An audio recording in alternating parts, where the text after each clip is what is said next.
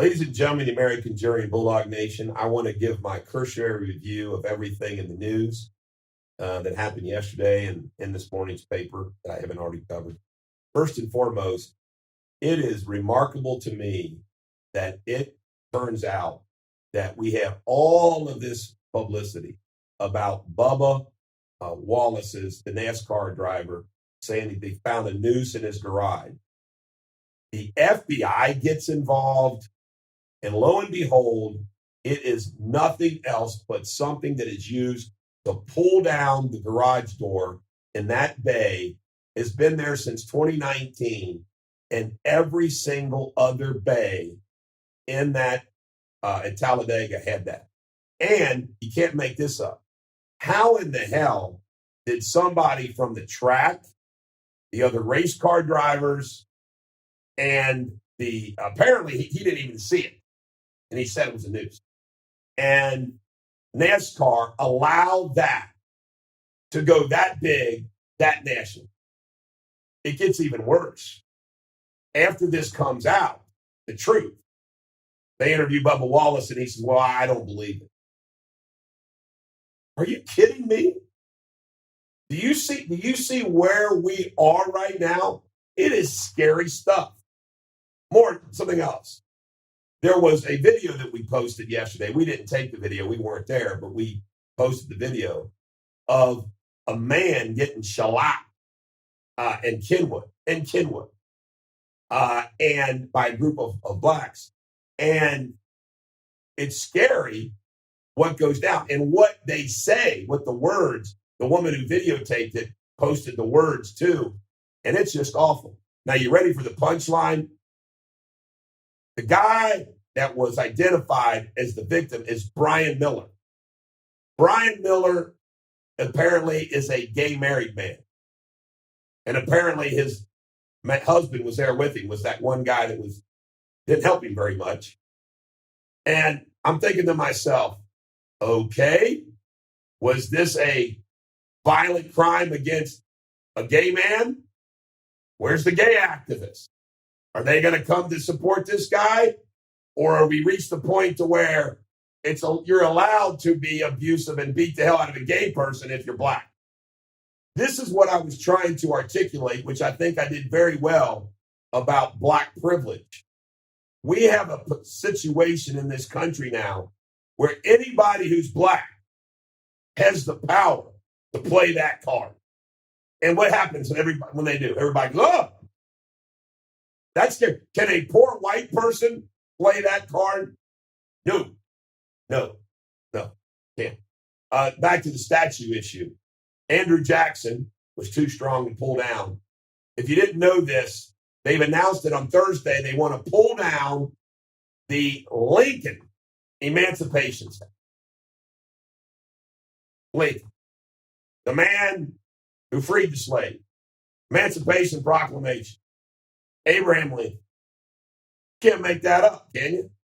Is that not crazy? Now, I also, I do this every once in a while. Then you forget, and you say, I need to do that again. I printed out Black Lives Matter's website. What do they stand for? What do they stand for? And this is in what they say. We disrupt the Western prescribed nuclear family structure requirement by supporting each other as extended families and villages that collectively care for one another, especially our children, to the degree that mothers, parents, and children are comfortable. What they are saying, folks, Black Lives Matter does not like the Western nuclear family, which has been a bedrock in this country. And what do we know about black nuclear families in the 50s and the 60s in this country? They were strong. They were strong everywhere. The black nuclear family got shellacked from the national democratic policy. We disrupt the Western prescribed nuclear family. Ladies and gentlemen, the American jury, how important in America has been the family? Now, it doesn't mean you and I have said, okay, gays can be married. We support this, support that. You don't have to be married. You can be single, all that stuff. But that's not the same as saying we disrupt. My good buddy, Dan Lester, is he's a smart guy. He is. He's actually somebody who's very pro-life, and he doesn't accept. No, he accepts, but he will not support gay rights. Very, very conservative. And how he explained it to me is he says, I am not going to prosecute. I'm not going to hate. But there's a difference. As he explained this to me, pretty smart guy, he explained to me, he says, accepting is different than supporting. And what's driven in our society is they want us to support transgender, bathrooms and all that stuff. They want where we are tolerant, non-racist people, so we accept people the way they are. But what happens is they want to drive it down our throats. It's not enough that we accept it. They want it to be, you will support this, no matter what our beliefs are. Then finally, on Black Lives Matter, it says, we embody and practice justice, liberation, and peace in our engagements with one another. Really? Really? Peace? Peace? Martin Luther King Jr. said that you will be judged by the silence as much as what you do. You're silent. Those people who are not condemning what's going on in this country with the violence says it all of what they really believe. Some more news I want to cover. It's got to be driving the right or the left nuts that the stock market just keeps on clicking. And in fact, new highs. I want to report, Fauci admitted yesterday before Congress that Trump didn't say, don't do more testing. Trump went to Arizona, saw the border wall. I saw a report that the crossings are down 82% the last 2 months from a year ago. Just think about what the wall works. Trump's immigration policy has worked. It really has. And then finally, I want to just buzz through this because this is a theme that I want to keep going. The Drudge Report was once a bastion. This is how they treat Trump. I'm starting from the top. 24-year-old beats Trump's pick in North Carolina primary. President cut robocall. Summer spike. Texas residents urged to stay inside. California cases hit new high. Ladies and gentlemen, the American jury, Bulldog Nation, is it not easy to say that at any state where they get another coronavirus patient, that means it's increased?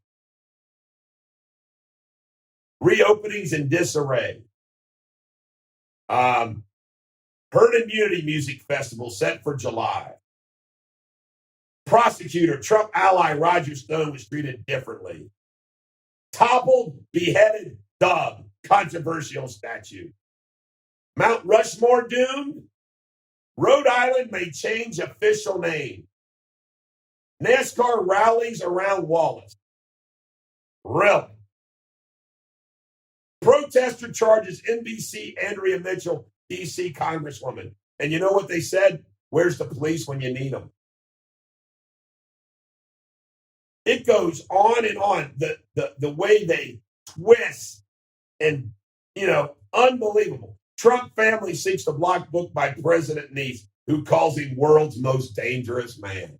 Ladies and gentlemen, they said he was going to blow up the world, didn't they, when he was elected? And do you know who this niece is?